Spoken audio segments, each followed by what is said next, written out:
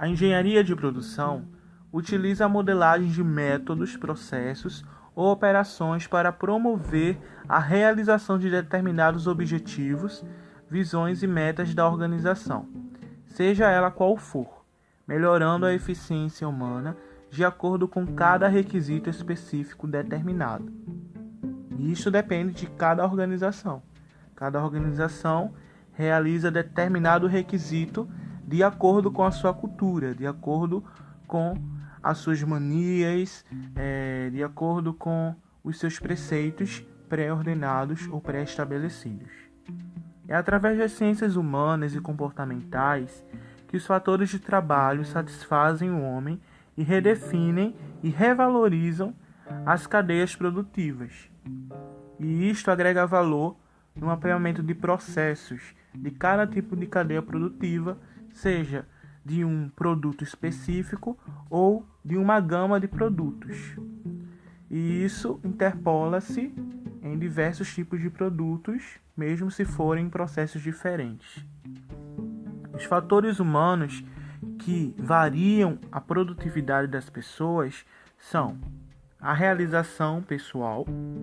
Cada pessoa tem uma realização específica e esse tipo de fator é individual. Mas também existem em diversos grupos sociais um mesmo ponto de vista subjetivo ou um ponto de vista que é igual para aquele tipo de grupo social.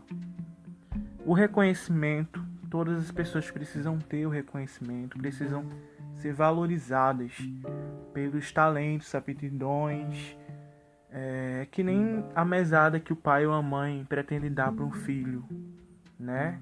Isso é comum em algumas famílias. A autoavaliação do trabalho é o trabalho em si. Quando vou trabalhar, o que é que eu estou fazendo para melhorar isso, né? Utilizar a trabalhabilidade, utilizar as ferramentas que você já conhece para poder sobressair no mercado de trabalho, para poder se sobressair nas relações pessoais também. Porque não é só no trabalho, mas o trabalho também dignifica o homem e gera e agrega maior valor em relação à comunidade, à sociedade. A responsabilidade também no trabalho, a responsabilidade da pessoa, a responsabilidade humana com a família, com os amigos, né, com o meio ambiente, na verdade. E é tudo isso que é um fator que pode alterar a cadeia produtiva daquela pessoa, entendeu? Então é através deste tipo de fator que a gente precisa melhorar a questão da ética, da moral nas organizações, e é um fator que é muito difícil as pessoas entenderem, porque muitos valores estão corrompidos. Alguns valores que eram certos hoje se tornam errados, e os que são errados se tornam certos, e é um choque na cultura, e muitas vezes isso gera alguns conflitos internos, o que pode dificultar algumas produções.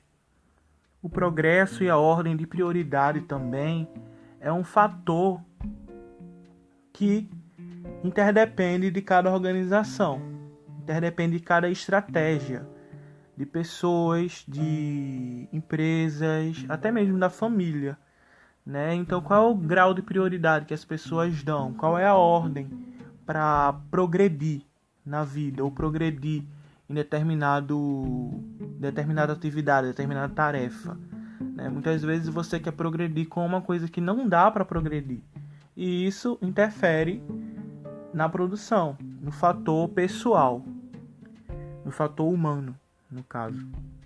As políticas de determinadas organizações também são outros fatores que regulam e podem gerar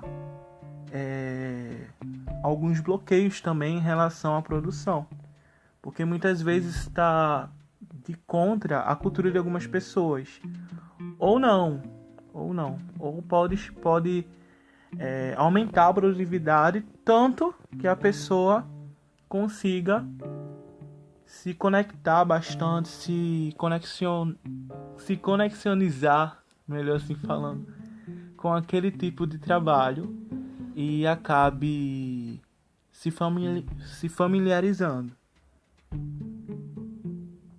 Além disso, a supervisão de maneira ética é essencial para qualquer tipo de trabalho, para o trabalhador, até para quem supervisiona, para que não gere um peso na consciência de algumas pessoas. Até porque tem gente que extrapola esse tipo de supervisão também.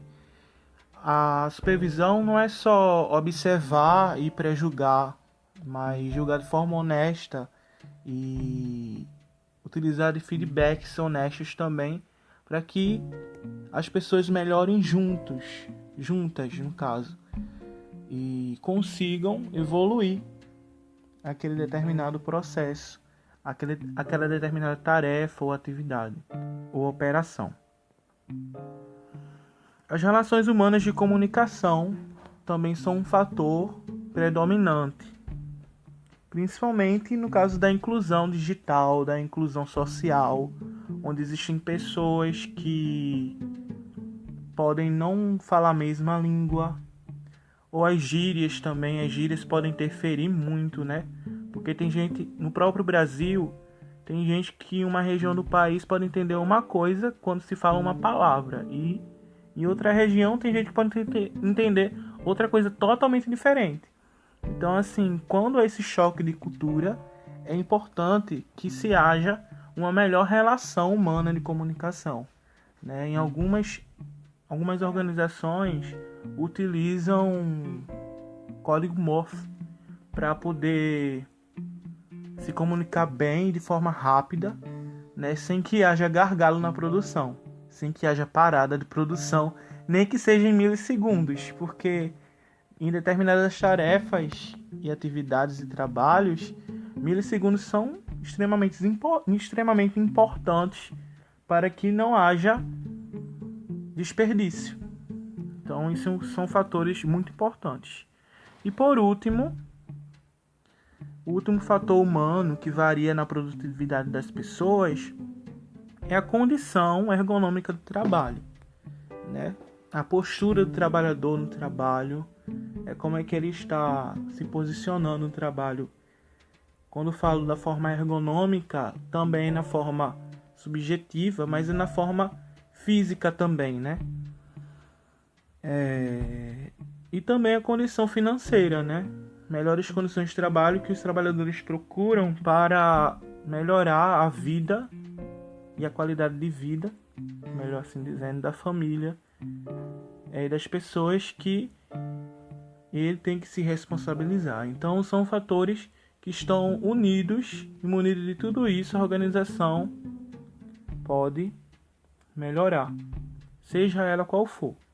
Seja uma família, seja um círculo de amigos, seja uma comunidade, uma associação, uma igreja também, seja um partido político ou um órgão público, né? Então, assim, são diversos tipos de organizações. Eu coloco entre outras também, porque esses conceitos que são fundamentais na engenharia de produção, a gente pode levar para a vida e pode produzir melhores frutos na nossa carreira, ok? E o conceito sobre Lean Manufacturing intelectual é um conceito que não é tão comum de se falar, das pessoas ouvirem, né? E vou falar apenas um pouco dos conceitos, em especial sobre a tecnologia Lean Manufacturing, ou, traduzindo, a manufatura esbelta. Essa manufatura esbelta traz 8 maneiras de melhorias para o processo e para a operação, ou para a operação, né? No caso dos processos, são processos mais físicos, mecânicos. A operação, a gente trabalha até com processos mentais. Então, depende, varia muito de trabalho para trabalho. De acordo com um famoso livro sobre esse mesmo assunto, o Sharon, que é um dos autores, em 2014 descreveu diversas características que diferenciam o sistema esbelto de produção de todos os outros sistemas que costumam contrariar o sistema ótimo de produção. Então, assim, as empresas precisam virar a página mesmo daquela mentalidade rústica de querer utilizar um processo ainda parado de produção, quando se deveria ser um processo puxado, né? Porque senão atrasa até mesmo o mercado e a economia cai.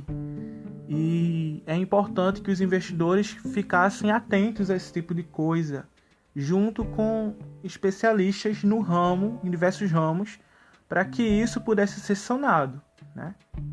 Muitas vezes há falta no mercado de trabalho, até mesmo profissionais, por esse mesmo motivo, porque através do planejamento se pode prever com muita antecedência qual é o tipo de personalidade de profissional que se pode ter naquele determinado ambiente de trabalho, para que eu possa produzir melhor, ou para que juntos possamos ou pudéssemos produzir melhor. Então,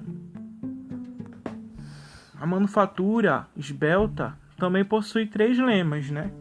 Para que isso possa ser melhor conscientizado, melhor valorizado.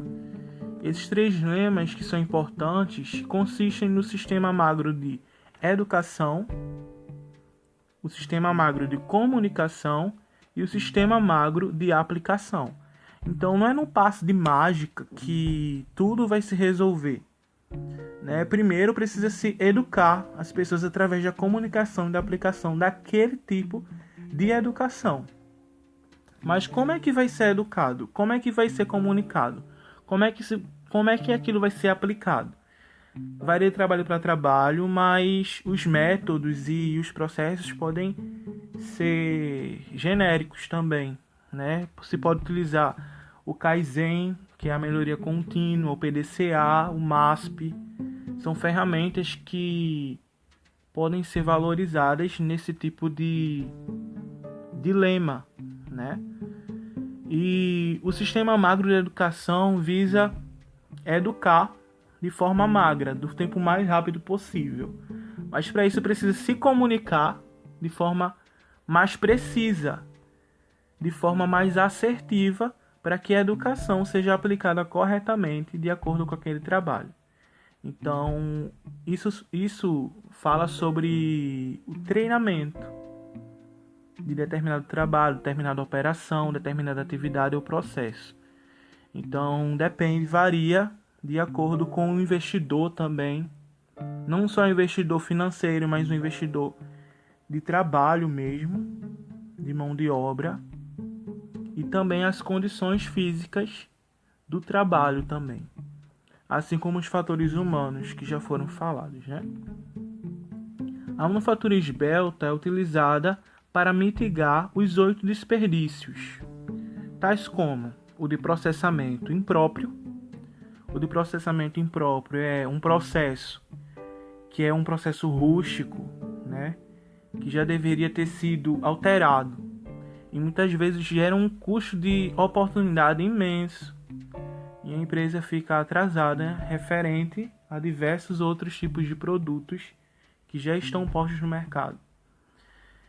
Isso acontece com diversas empresas que eram tão comuns de sempre vencer no mercado. Aí daqui a pouco aparece outra empresa, aí vem com um processamento bem melhor e acaba conseguindo ultrapassar aquela marca que está com o processamento interrompido ou impróprio. Outro desperdício é excesso de produção. Produzir demais também gera uma falha em relação ao processamento propriamente dito, mas também ao estoque excessivo. Isso se o produto for tangível. Se for intangível, gera um desgaste também, né? Então, é um desperdício muito importante. O outro é de estoque, que é a consequência, né, do excesso de produção. Tem também o excesso de transporte. Muitas vezes o transporte não compensa, né, ou se utiliza o transporte errado. Tem a movimentação desnecessária, que aí é utilizado a operação de movimentar, né, para cima, para baixo, para um lado, para o outro. E isso daí é mais a parte da física, né, que se pode verificar junto com o ambiente de trabalho. Varia também de processo para processo, de pessoa para pessoa, principalmente quando se existem deficientes também trabalhando, né? Se existem valores agora na lei que permitem que trabalhadores que têm algum tipo de deficiência precisem desse tipo de educação e de aplicação no trabalho. Existem também os desperdícios de defeitos e retrabalhos. Muitas vezes é o excesso de produção que gera um defeito e um retrabalho em determinada área de produção ou determinado produto. Existe também o de tempo de espera, né? Ninguém aguenta esperar demais, né? E muitas vezes se perde investidores por esperar demais. Muitas vezes se perde também mão de obra por esperar demais. Então é isso. É um desperdício muito importante. E por último, e não menos importante, o principal desperdício é o intelectual, que é do conhecimento que as pessoas têm, né? Esse último desperdício vai ser falado nesta série, nesses próximos episódios, em diversas abordagens. Então, esse foi o primeiro episódio do Mundo Lean. E no próximo episódio, nós vamos juntos desbravar mais conhecimentos que irão nos ajudar a melhorar a nossa qualidade de vida. Então, até a próxima, tá? Tenha um bom final de semana.